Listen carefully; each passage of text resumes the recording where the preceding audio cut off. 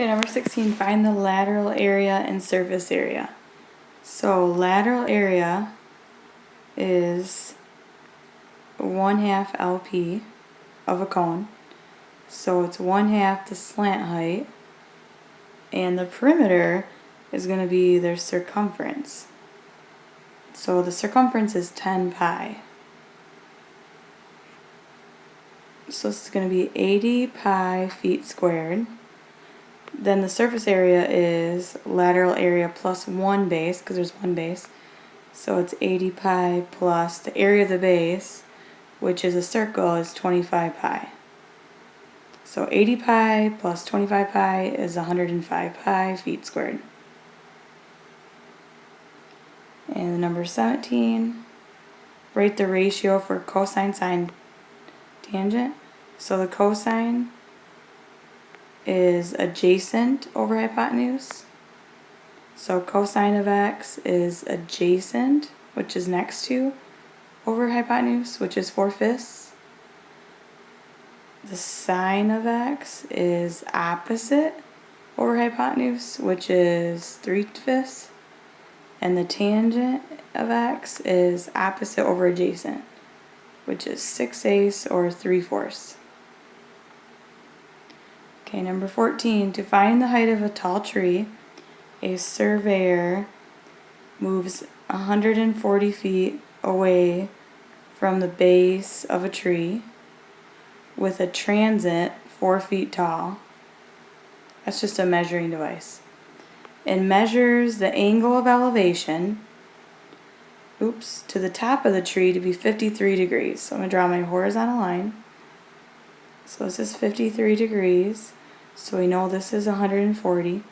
What is the height of the tree? So the height of the tree is going to be this x plus, you have to add 4. So you're going to use SOHCAHTOA. So I would use tangent, or you have to use tangent. So it's going to be the tangent of 53 is opposite, which is x, over adjacent, which is 140. So 140 tangent of 53 is x. Then at the end, after you close your parentheses, you're going to add 4 to it. And then round your answer to the nearest foot. Number 9, a boat in calm seas travels in a straight line and ends 16 kilometers west and 50 kilometers north of its original position. So I'm going to find the direction. So the direction means we're going to find the degrees, and we're going to write like north of south or west of north. So we need to have degrees and direction. So I'm going to draw a vector because I'm starting at a spot and going 16 kilometers west and 50 north. So this is 50, this is 16. So I'm trying to find this angle. So to figure out the angle, you're going to use, this is a right triangle, so you're going to use tangent. So the tangent of the angle x equals opposite 50 over 16. So to find the angle, you have to use tangent inverse.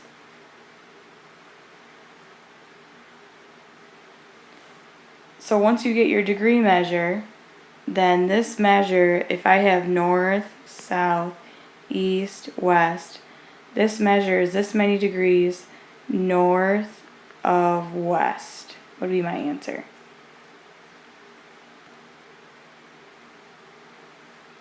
Okay, number 20. Name a minor arc. Here's a minor arc, it's less than 180. And find its measure. So this is naming the arc. Right here, this is a notation that you use to name the arc. To find the measure, you do the measure of the arc AB equals 85 degrees, because it's the same as the central angle. This is a center angle. This arc measure is the same. Find the length of the arc if the radius is 6. So what is the length of this? So to figure out the length, you have to figure out how much of the circle it is. So I do 85 over 360, and I multiply it by the circumference, because we're talking about the perimeter of the circle. Arc length goes with the circumference. If I wanted to find the area, I would do the area of the circle. So the arc length is 12 pi. So I'm going to, I can't cross any zeros out, but I can reduce 12 3/60ths to be 30 on the bottom. And then I can divide each of these by 5.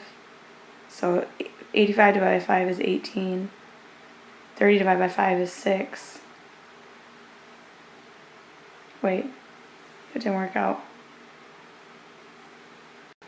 It should have been 17. So 17, and then 30 divided by 5 is 6. So the answer is 17.6 pi, and my units, it's a distance, is centimeters.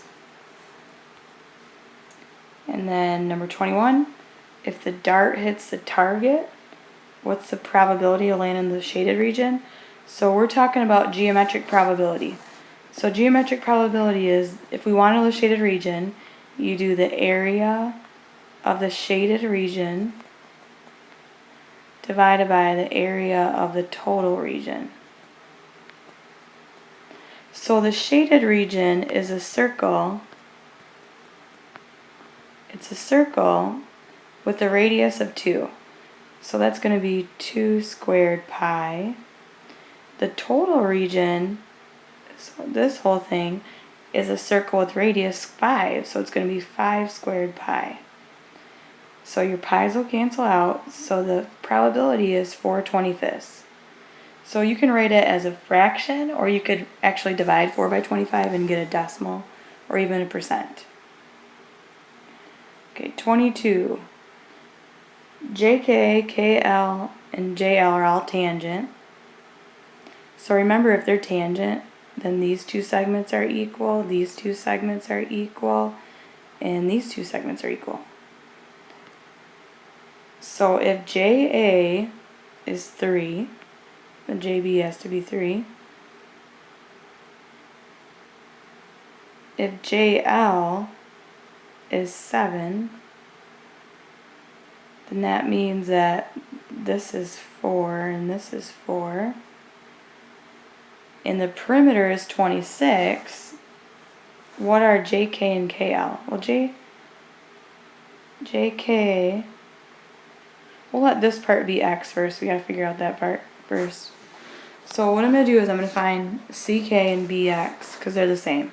So if I know the whole distance around is gonna be 26, I'm gonna write an equation. So it's gonna be 26 equals 7.